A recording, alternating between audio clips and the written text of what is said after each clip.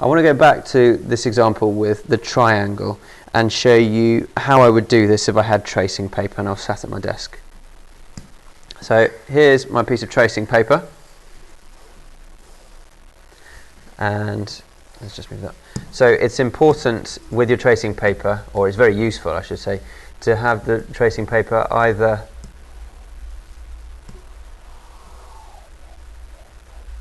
sort of parallel to the y-axis along the long side of the tracing paper, or parallel to the x-axis. It doesn't really matter. It's not helpful to have it at an angle offset to the axes like that.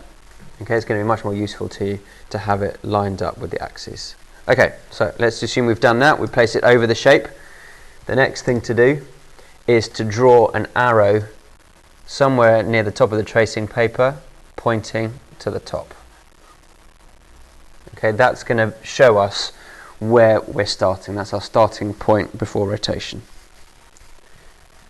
And then trace the shape onto your tracing paper.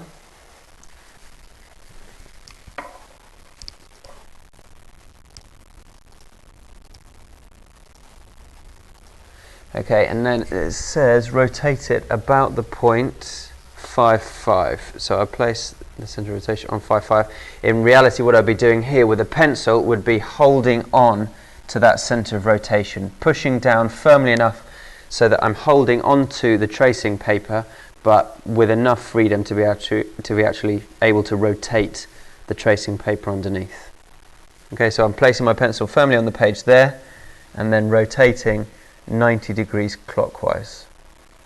So you'll notice that when I'm rotating 90 degrees, or rotating now, the arrow on the tracing paper is also moving.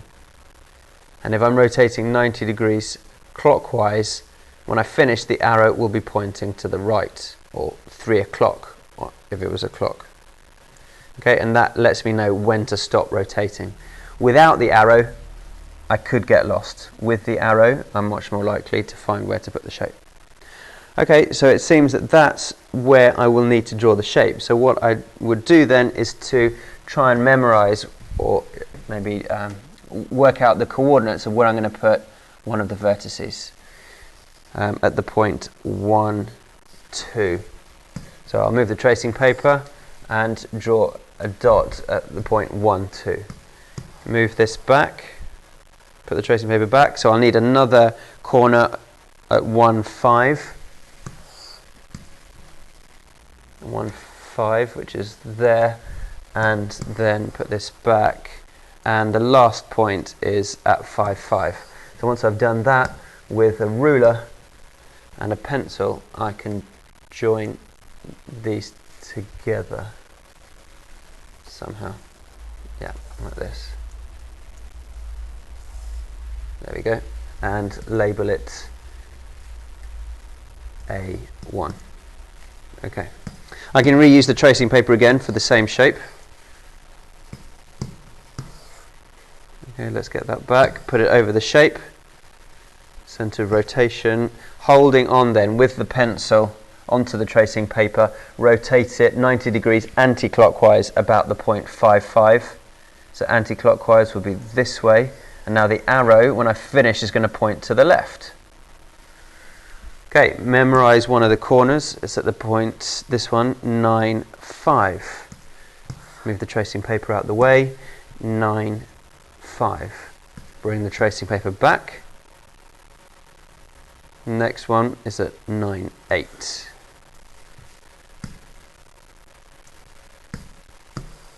And then, yeah, the last one again is at 5, 5.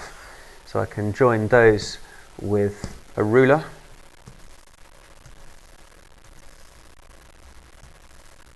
No, it's not happy about that.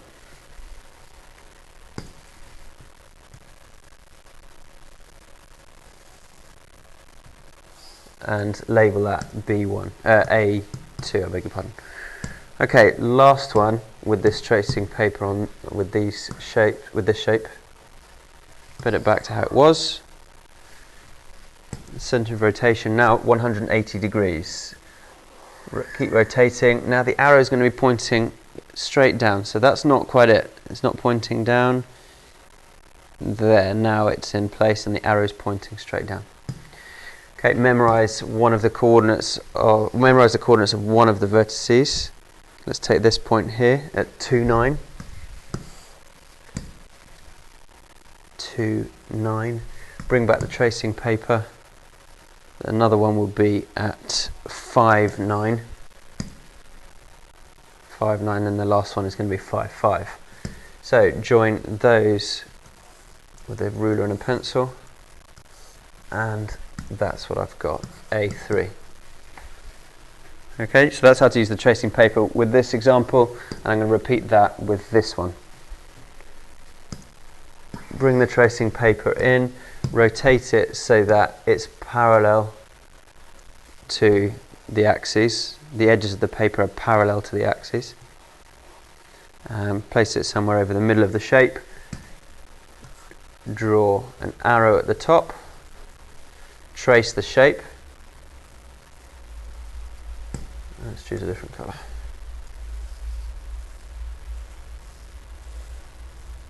Like so.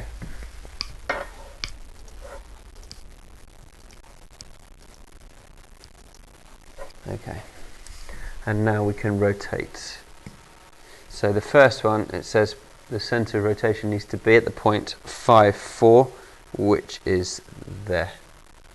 And then rotate it clockwise. So when I rotate clockwise, which way is the arrow going to be pointing after 90 degrees? It's going to be pointing to 3 o'clock. Like that. Then I can quickly memorize one of the coordinates. Let's say this one here, 5, 3. Move that out the way, 5, 3, which would be there. Bring that back. Okay, the next one will be 8, 3. And then I think I can probably start filling it in from there. Okay, you can get this shape on. And it should look something like that once I've finished. And I said I need to label it A1. Okay. Get my tracing paper back in, line it up.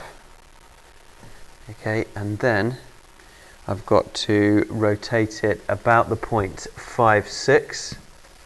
So the point 5, 6 is there. When I rotate it now anti-clockwise, the arrow is going to be pointing to 9 o'clock. So I'll keep rotating until it's there. I suspect that's meant to be more like there. Okay, and memorize where those coordinates are. I think I've got a pretty good idea that it's something like this. And join those up.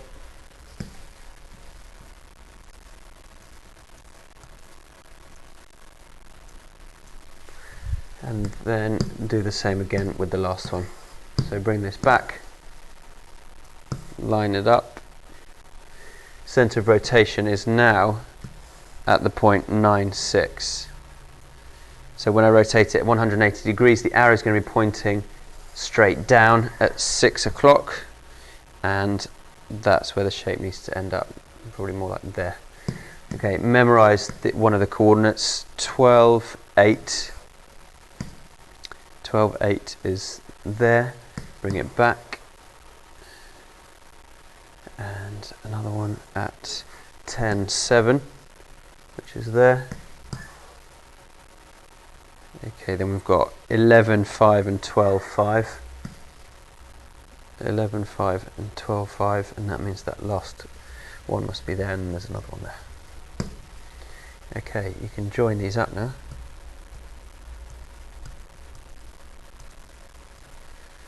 And label it A3.